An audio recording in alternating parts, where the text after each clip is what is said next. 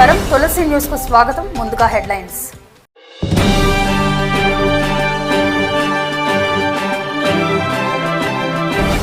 ఆంధ్రప్రదేశ్ భారీ ఆశలు, పోలవరం అమరావతికి నిధుల కేటాయింపుపై అమరావతి చట్టబద్ధత, ఏకైక రాష్ట్రానికి కేంద్ర హోంశాఖ ఆమోద ముద్ర. మరో ప్రతిష్టాత్మక సంస్థ రాక, క్యాంపస్ ఏర్పాటు చేయనున్న ఫిక్స్ పిలాని. 6 లక్షలు దోచుకెళ్లిన దుండగులు. ముగిసిన మేడారం సంబరం, ముగిసిన సమ్మక్క సారాళమ్మ జాతర. కేసీఆర్ సుదీర్ఘ చర్చలు, లాయర్లు నేతలతో సమావేశమైన గులాబీ దళాలు. అరవశ్రీధర్ అక్రమ వ్యవహారం, ఎన్హెచ్ఆర్సీలో బాధితురాలు వీణ ఫిర్యాదు. డిపార్ట్మెంట్లో వార్షిక బడ్జెట్, ఉత్కంఠగా ఎదురు చూస్తున్న దేశం.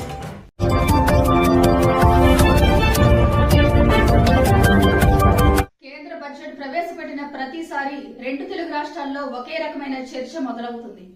మన రాష్ట్రానికి ఏమిచ్చారు అన్న ప్రశ్న చుట్టూనే రాజకీయ సామాజిక వాదనలు నడుస్తున్నాయి. బడ్జెట్ ప్రసంగంలో రాష్ట్రం పేరు వినిపించకపోతే నిరాశ, వినిపిస్తే విజయం అన్న భావన ప్రజల్లో బలంగా ఉంది. అయితే వాస్తవానికి కేంద్ర బడ్జెట్ నిర్మాణం, రాష్ట్రాలకు నిధుల కేటాయింపు విధానం చాలా భిన్నమని ఆర్థిక నిపుణులు స్పష్టం చేస్తున్నారు. రాజ్యాంగపరంగా కేంద్ర ప్రభుత్వం ప్రతి రాష్ట్రానికి బడ్జెట్లో విడివిడిగా నిధులు కేటాయించదు. కేంద్రం వసూలు చేసే పన్నుల్లో రాష్ట్రాలకు రావాల్సిన వాటాను ఆర్థిక సంఘం సిఫార్సుల మేరకు నిర్దేశించిన సూత్రం ప్రకారం పంపిణీ చేస్తుంది. ఇది ఒక నిరంతర ప్రక్రియ. కాబట్టి బడ్జెట్ ప్రసంగంలో రాష్ట్రం పేరు ప్రస్తావించలేదని, అన్యాయం జరిగిందని భావించడం వాస్తవానికి దూరంగా ఉందని నిపుణులు చెబుతున్నారు. కేంద్ర బడ్జెట్ ప్రధానంగా జాతీయ స్థాయి విధానాలు, కేంద్ర ప్రాయోజిత పథకాలపై దృష్టి సారిస్తుంది. జాతీయ రహదారుల విస్తరణ, గ్రామీణ గృహ నిర్మాణం, తాగునీటి సరఫరా, ఆరోగ్యం, విద్య, వ్యవసాయం వంటి రంగాలకు సంబంధించిన పథకాలకు కేటాయింపులు చేస్తుంది.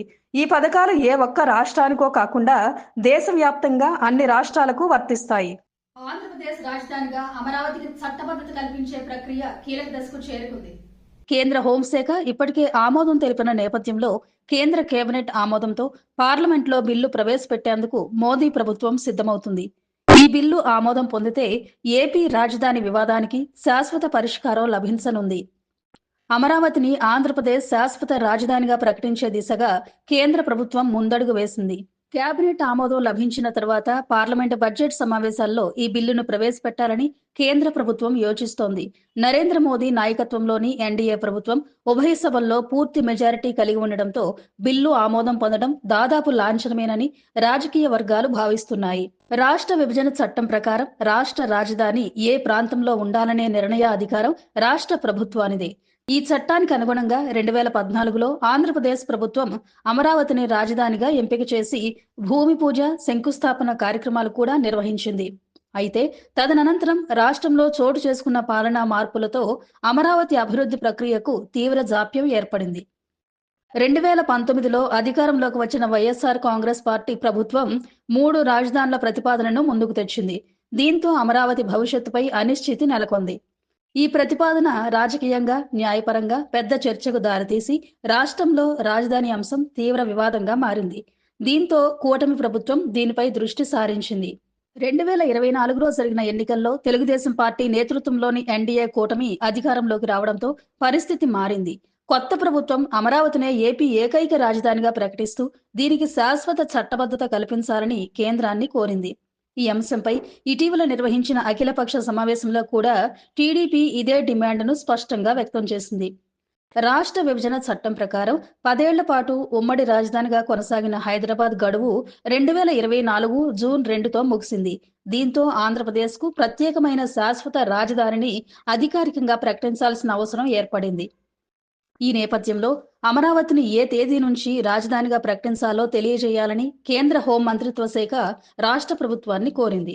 హైదరాబాద్ ఉమ్మడి రాజధానిగా గడువు ముగిసిన తేదీ అయిన 2024 జూన్ 2 నుంచే అమరావతిని రాజధానిగా ప్రకటించాలని రాష్ట్ర ప్రభుత్వం కేంద్రానికి సూచించింది. దీనికి అనుగుణంగా విభజన చట్టానికి నోడల్ ఏజెన్సీగా వ్యవహరిస్తున్న కేంద్ర హోంశాఖ అన్ని సంబంధిత కేంద్ర మంత్రిత్వ శాఖల నుంచి అభిప్రాయాలు సేకరించే ప్రక్రియ ప్రారంభించింది. గత ప్రభుత్వం ప్రవేశపెట్టిన 3 రాజధానుల విధానంతో ఏర్పడిన గందరగోళానికి శాశ్వత ముగింపు పలకాలని ప్రస్తుత కూటమి ప్రభుత్వం భావిస్తోంది. ప్రజా రాజధాని అమరావతిలో మరో ప్రతిష్టాత్మక సంస్థ ఏర్పాటు కాబోతుంది.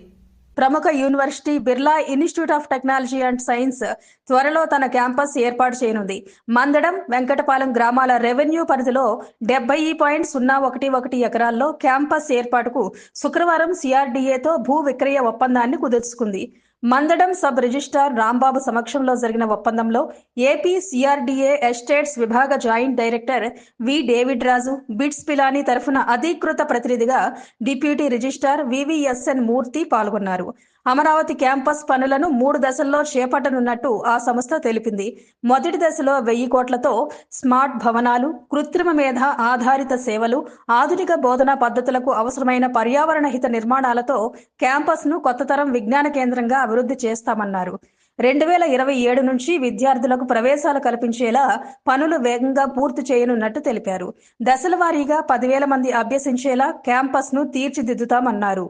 హైదరాబాద్ నడిబొడ్డున ఎప్పుడూ రద్దీగా ఉండే కోటి బ్యాంక్ స్ట్రీట్ ప్రాంతం శనివారం ఉదయం కాల్పులతో దద్దరిల్లింది. ఎస్బీఐ ప్రధాన కార్యాలయం సమీపంలో పట్టపగలే దోపిడీ దొంగల బీభత్సం సృష్టించారు. నగదు డిపాజిట్ చేసేందుకు వచ్చిన ఒక వ్యాపారిని లక్ష్యంగా చేసుకుని కాల్పులు జరిపి 6 లక్షలతో పరారయ్యారు.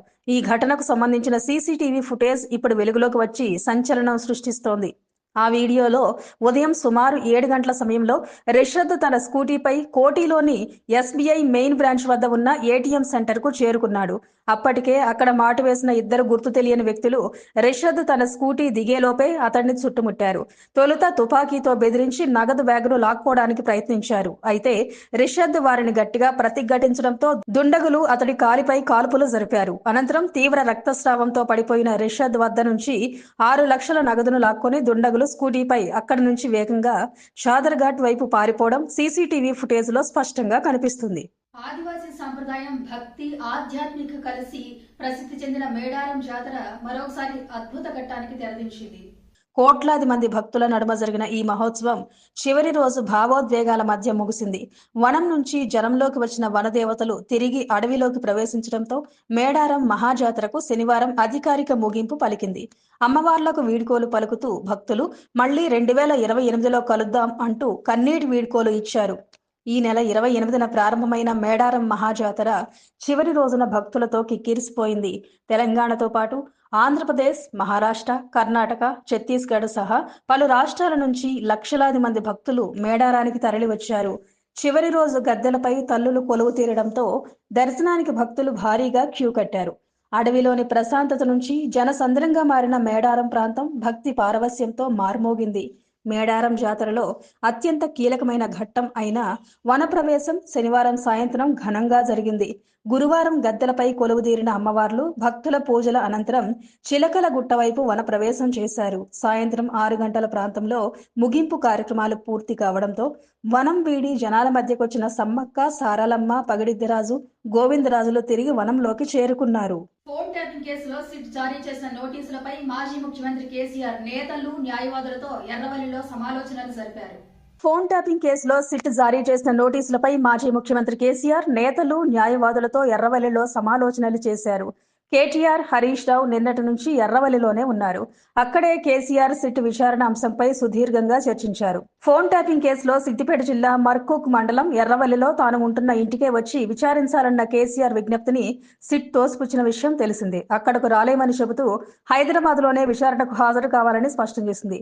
ఫిబ్రవరి 1వ తేదీ ఆదివారం మధ్యాహ్నం 3 గంటలకు హైదరాబాద్ నందినగర్లోని నివాసంలో విచారణకు అందుబాటులో ఉండాలని పేర్కొంది.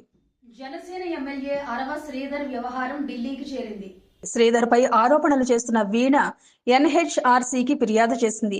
శ్రీధర్ పై న్యాయవాది ఆజాద్ కేసు నమోదు చేయగా ఈ ఇష్యూను జాతీయ మానవ హక్కుల కమిషన్ విచారణకు స్వీకరించింది.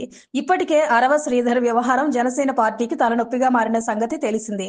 దీనిపై జనసేన సైతం విచారణకు కమిటీ వేస్తున్నట్టు ప్రకటించింది. కాగా ఎమ్మెల్యే శ్రీధర్ తనను వీణ ట్రాప్ చేసి మోసం చేసిందని ఆరోపిస్తున్నారు.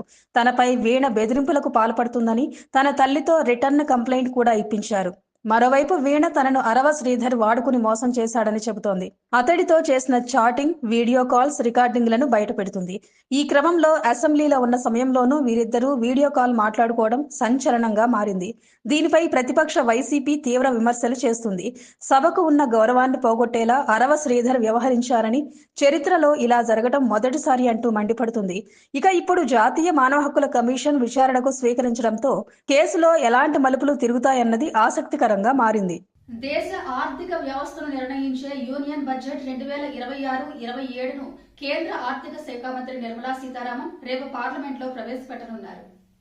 దేశ ఆర్థిక వ్యవస్థను నిర్ణయించే యూనియన్ బడ్జెట్ 2026-27ను కేంద్ర ఆర్థిక మంత్రి నిర్మలా సీతారామన్ రేపు పార్లమెంట్లో ప్రవేశపెట్టనున్నారు. ఇది ఒక మహిళా ఆర్థిక మంత్రి వరుసగా ఒకే ప్రధాని నేతృత్వంలో సమర్పించనున్న 9వ కేంద్ర బడ్జెట్ కావడం విశేషం. ఈ బడ్జెట్ పై దేశవ్యాప్తంగా ప్రజలు, వ్యాపార వర్గాలు, మధ్యతరగతి వేతనదారుల్లో భారీ అంచనాలు నెలకొన్నాయి. అంతేకాకుండా ఆదివారం రోజున బడ్జెట్ ప్రవేశపెట్టడం అరుదైన విషయం కావడంతో ఈ బడ్జెట్ పై ప్రత్యేక ఆసక్తి నెలకొంది. పార్లమెంటు బడ్జెట్ సమావేశాలు జనవరి 28న ప్రారంభమయ్యాయి. ఆర్థిక సర్వే 2025-26ను జనవరి 29న పార్లమెంట్లో ప్రవేశపెట్టారు. ఈ బడ్జెట్ మోదీ 3.0 ప్రభుత్వం కింద రెండో పూర్తిస్థాయి బడ్జెట్ కానుంది.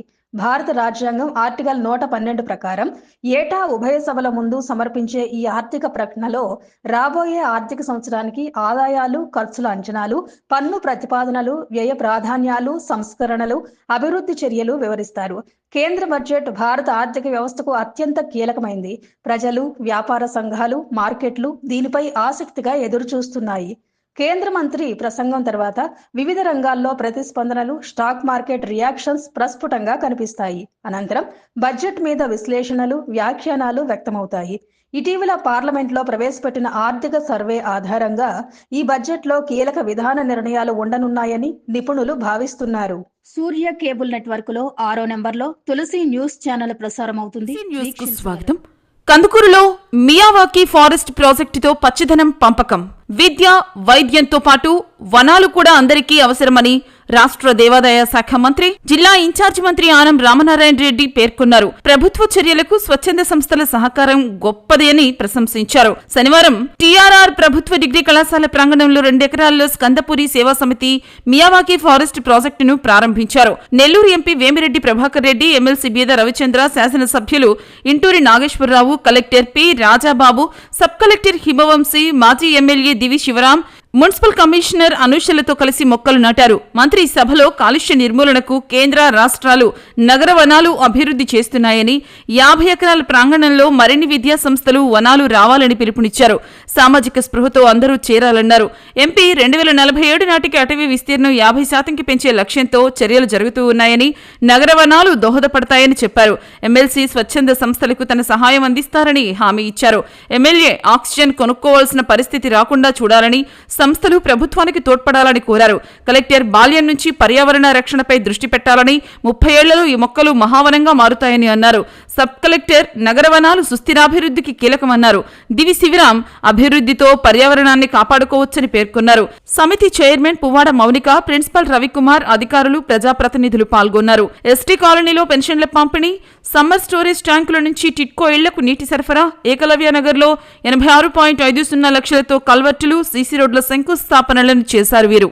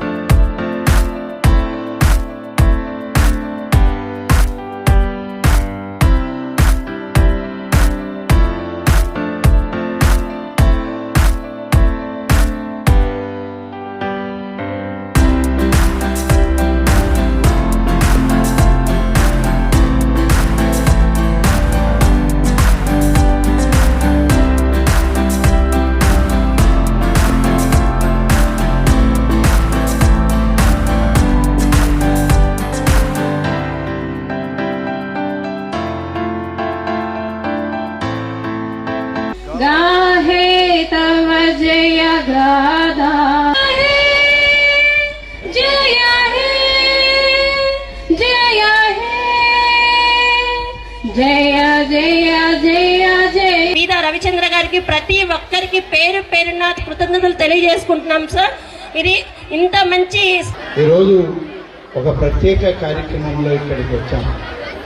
ఎవరికి ఎన్ని పనులున్నా ఈ యొక్క కాలేజీలో జరిగేటువంటి కార్యక్రమానికి రావడానికి అందరి అభిప్రాయం ఒకటే. ఇవాళ జపాన్ సైంటిస్టులు కనుగొన్నటువంటి విధానాన్ని మన ప్రాంతంలో కూడా అమలు చేసేటువంటి కార్యక్రమానికి ఈ మియావాకీ ఫారెస్ట్ ప్రాజెక్టుని ఇక్కడికి తీసుకొచ్చినటువంటి మౌనిక ఆమె చేసేటువంటి ఒక కృషి ఈనాడు ప్రకృతి కార్యక్రమాన్ని మనం పెంపొందించడంలో ఒక ముందడుగు అని చెప్పి ఈనాడు మనం అందరం కూడా చెప్పుకోవాల్సిన అవసరం ఉంది. ముఖ్యంగా ఈ కాలేజీ విషయం అయితే మిత్రులు రవిచంద్ర గారు అడిగారు, పెద్దలు ప్రభాకర్ రెడ్డి గారు అందరూ కూడా. తెక్కవరపు రామిరెడ్డి గారి పేరు ఎందుకు వచ్చింది ఇక్కడికి అని అంటే, తెక్కవరపు రామిరెడ్డి గారి స్వగ్రామం బుచ్చిరెడ్డిపాలెం. ఉమ్మడి నెల్లూరు జిల్లా ఉన్నప్పుడు డాక్టర్ బెజవాడ గోపాల్ రెడ్డి గారు వారి కుటుంబంలో రాజకీయ నాయకుడు. ఆనాడు ఆయన రాష్ట్ర ముఖ్యమంత్రిగా, కేంద్ర మంత్రిగా అనేక దఫాలు అనేక దశాబ్దాల కాలం రాజకీయాల్లో మనుగడ సాగించినటువంటి వ్యక్తుల్లో స్వర్గీయ ఏసీ సుబ్బారెడ్డి గారికి సహచరులుగా, పెద్దలుగా నెల్లూరు జిల్లా ఉమ్మడి రాజకీయాన్ని నడిపినటువంటి వాళ్ళల్లో బెజవాడ గోపాల్ రెడ్డి గారు కూడా ఒకరు. ఆల్మోస్ట్ 90 to 100 years పడుతుంది. సో ఇది మియావాకీ ఫారెస్ట్ కాన్సెప్ట్ ఏంటంటే, ఇది చాలా ఫాస్ట్ గ్రో అవ్వడానికి ఒక 30 years లోనే ఇది ఫారెస్ట్ కింద అవడానికి అవకాశం ఉంది. సో మీ అందరికీ తెలుసు, ఆల్రెడీ పాఠాల్లో కూడా మనకి చాలా క్లియర్గా ఉంటాయి. మనకి లంగ్ స్పేస్ అని ఈ మధ్యన చాలా పెద్ద కాన్సెప్ట్ వస్తుంది. లంగ్ స్పేస్ అంటే ఇక్కడ వాయు కాలుష్యంతో నిండిపోయి ఉన్నాము కాబట్టి మనకి ఫ్రెష్ ఎయిర్ కావాలి అనేది ఎక్కడైతే ఉంటుందో ఆ పర్టికులర్ ప్లేస్ని లంగ్ స్పేస్ అంటారు. ఈ లంగ్ స్పేస్ అంటే ట్రీస్ అన్ని కూడా ఎక్కువగా ఉన్న ప్లేసు, ఫారెస్ట్ ఉన్న ప్లేసు, సోషల్ ఫారెస్ట్రీ ఉన్న ప్లేసు, ఇవన్నిటిని కూడా మనం లంగ్ స్పేస్ కింద చేస్తాం. రాబోయే రోజుల్లో ఇది చాలా విస్తృతంగా జరగాలి. ఎందుచేతంటే రోజు రోజుకి అర్బనైజేషన్ పెరుగుతుంది, ఇండస్ట్రియలైజేషన్ వస్తుంది. దానివల్ల లాట్ ఆఫ్ ఎమిషన్స్ అన్ని కూడా రావడం, దాంతో ఫ్రెష్ ఎయిర్ అనేది లేకపోవడం అనేది జరుగుతుంది. ఇప్పుడే మనం మాట్లాడుతున్నప్పుడు ఢిల్లీలో మనం చూస్తాము, చుట్టుపక్కల ఉన్నటువంటి పొల్యూషన్స్ అన్ని కూడా కాన్సన్ట్రేట్ అయ్యి అండ్ అవన్నీ కూడా వాయు కాలుష్యం కింద మారడం వల్ల బ్రీతింగే చాలా కష్టమైన పరిస్థితులు ఉన్నాయి. సో అట్లాంటి పరిస్థితుల్లో మనకి ఇక్కడ ఈ నియోజకవర్గంలో, అది కూడా గవర్నమెంట్ కాలేజీలో 2 acres లో ఈ యొక్క కార్యక్రమాన్ని ఏర్పాటు చేసినటువంటి సంస్థని రియల్ గా మనం అందరం కూడా అభినందించాలి. సంవత్సరానికి కామన్ గుడ్ ఫండ్ లో 32 పనులు, దాదాపుగా 32,33,00,000 రూపాయల నిధులు మంజూరు చేసి కేటాయించాం. ఇవాళ ఈ ఆలయాలకి ఎంత పెద్ద ఎత్తున నిధులు కావాలన్నా పునర్నిర్మాణం చేయడానికి ఆలయాలకి నిధులు ఇస్తా ఉంది రాష్ట్ర ప్రభుత్వం. ఇవాళ మన కందుకూరులో కూడా మీ ఎమ్మెల్యే సహకారంతో ఆయన నాగేశ్వరరావు గారు అడిగితే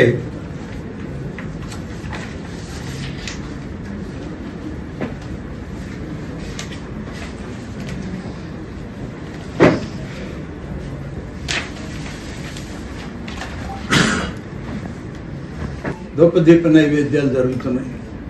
ప్రతి నెల 10,000 రూపాయలు వాళ్ళ అకౌంట్కి ఇస్తున్నాం. ఎమ్మెల్యే గారు ఇవాళ కూడా 4-5 ఇచ్చాడు నా దగ్గర. రేపు పోగానే ప్రాసెస్ చేస్తాం. ఇప్పుడే మా దేవాదాయ శాఖ అధికారులకు చెప్పాను, ప్రాసెస్ చేయండి. నేను తిరిగి అమరావతి రాజధానికి వెళ్ళగానే రేపు శాసనసభ సమావేశాల్లోనే నీ యొక్క ఆర్డర్లన్నీ ఇస్తాను, తీసుకెళ్లి వచ్చాయని చెప్పి మీ ఎమ్మెల్యే గారికి చెప్పాను. ఇప్పటికే 3 ఆలయాలకి కామన్ గుడ్ ఫండ్ లో నిధులు కావాలంటే ఇచ్చినాము 3. వాటికి కూడా ఇవాళ నిధులు మంజూరు చేసి ఇవ్వడం జరిగింది. ఎన్ని విధాలుగా దేవాదాయ శాఖ ఒక్కదానిలోనే ఇంత పెద్ద ఎత్తున నిధులు మంజూరు చేస్తూ ఉంటే ఏమీ కాలేదు, మాకేదో ఇక్కడ అన్యాయం జరిగిపోతుంది ఈ రాష్ట్రానికి, మేము లేకపోతే అని చెప్పి ఇప్పుడున్నటువంటి వైఎస్ఆర్సీపీ నాయకులు మాట్లాడుతున్నారంటే కొంచెం విఘ్నత ఉండాలి వాళ్ళకి. వాళ్ళలాగా నేను మాట్లాడలేను. నాకు సభ్యత సంస్కారం ఉంది. సభ్యత సంస్కారం వదిలిపెడితే నేను కూడా వాళ్ళలో ఒకళ్ళు. అది పెద్ద పని కాదు మా. ఇదేం మనకు రాని భాష కాదు, తెలియని భాష కాదు. ఏం మాట్లాడతారు మీరు? ముఖ్యమంత్రి గారిని పట్టుకొని మీరు ఏమంటే అది అంటారా? ఏం మాట్లాడారు ఇవాళ? ఆలయాల్లోకి పోయి మీరు ఆలయాలను అపవిత్రం చేయొద్దయ్యా, అక్కడికి పోయి ధ్వంసం చేయొద్దయ్యా. 10 మంది వచ్చి నిత్యం దేవుణ్ణి కొలిచే ఆలయాలు, ఆ ప్రాంతాలన్నింటినీ పరిశుభ్రంగా పెట్టడానికి మేము ప్రయత్నం చేస్తున్నామని ప్రభుత్వ అధికారులు చెప్తే ఎవడమ్మ మొగుడిదని అడుగుతారా మీరు? సిగ్గుందా మీకు అసలు మాట్లాడారు? మిమ్మల్ని అడిగితే మీరేం చేస్తారా ఆ మాట? 27,000 ఆలయాలు ఉన్నాయి ఇవాళ నా కంట్రోల్లో. ఎవరమ్మా మొగుడి ఆలయాలు? నేను అడగనా ఇప్పుడు ఆ మాట? ఇది మంచి సాంప్రదాయమా ఎవరికైనా? ఇంత దుర్మార్గమైన మాటలు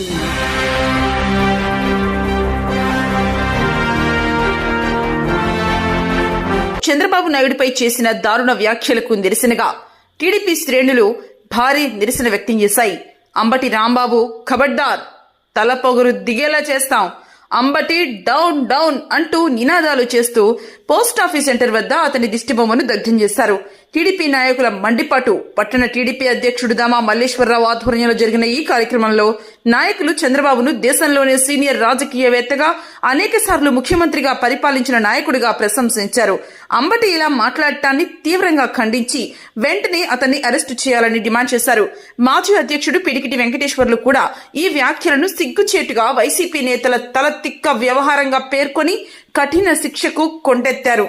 పాల్గొన్నవారు నిరసనలో రిసు Brahmana corporation director Chilakapati Madhubabu, APEWIDC director Pokuri రాంబాబుతో పాటు ఉప్పుటూరి శ్రీనివాసరావు, చెదలవాడ కొండయ్య, షేక్ రూబీ, సలాం, బడ్డెళ్ల రవిచంద్ర, షేక్ రఫీ, ముచ్చు శ్రీను, మహర్షి శ్రీను, కల్లూరి శైలజ, పువ్వాడి మౌనిక, కంసాని మయూరి, ఘట్టమనేని అఖిల, అశ్విని, చుండూరు శ్రీనివాసులు, ముచ్చు వేణు, ముప్పవరపు వేణు, భవనాసి వెంకటేశ్వర్లు, పులి నాగరాజు, గుమ్మ శివ, నల్లూరి సూర్యనారాయణ, అత్తంటి శివకృష్ణ, మచ్చా మనోహర్, చల్ల మహేంద్ర, సుదర్శి శ్యామ్, చెరమాల శ్రీధర్, కోటా కిషోర్, వార్డు అధ్యక్షులు, సీనియర్ నాయకులు, కార్యకర్తలు తదితరులు పాల్గొన్నారు.